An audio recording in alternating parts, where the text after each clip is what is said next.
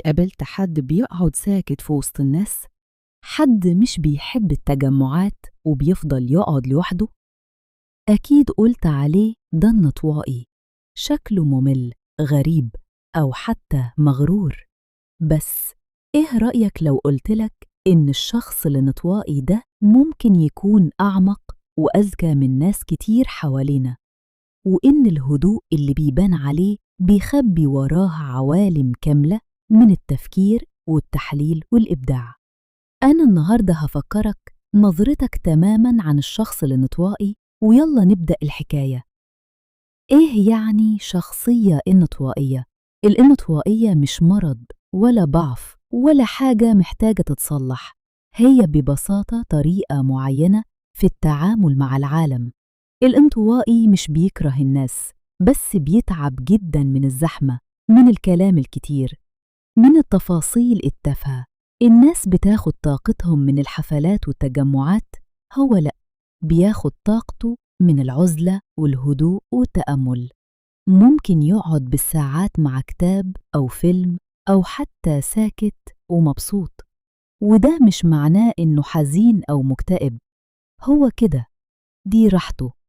ليه المجتمع مش بيفهم الانطوائيين؟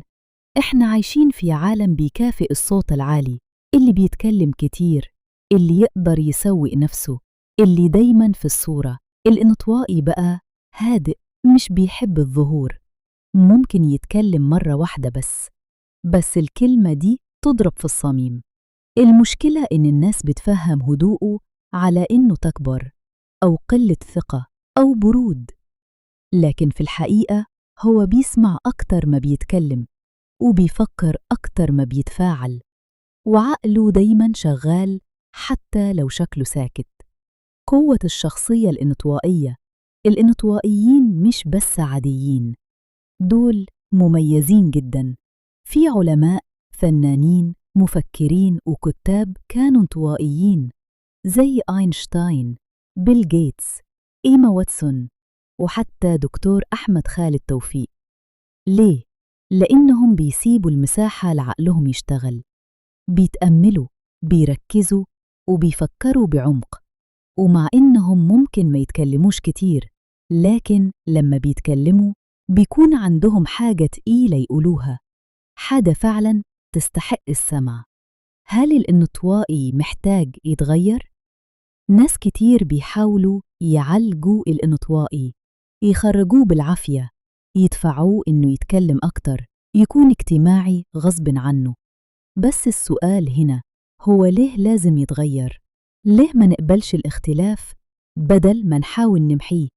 الانطوائي محتاج يفهم مش يتعدل، محتاج ناس تقبله زي ما هو وتديله المساحة يكون على طبيعته في وقته وبطريقته.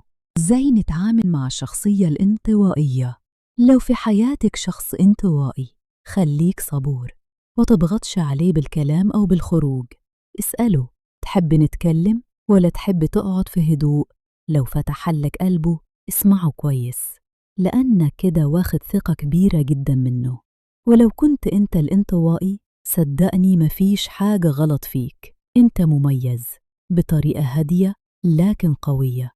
رسالة كل انطوائي: لو كل اللي حواليك بيجروك، تبقى زيهم، افضل زي ما انت، لأنك كده كفاية.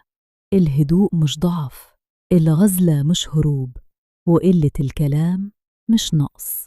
انت مش غريب، انت بس بتفكر قبل ما تتكلم، وبتختار الناس اللي تدخل عالمك بعناية. وصدقني، ده مش عيب، ده ذكاء.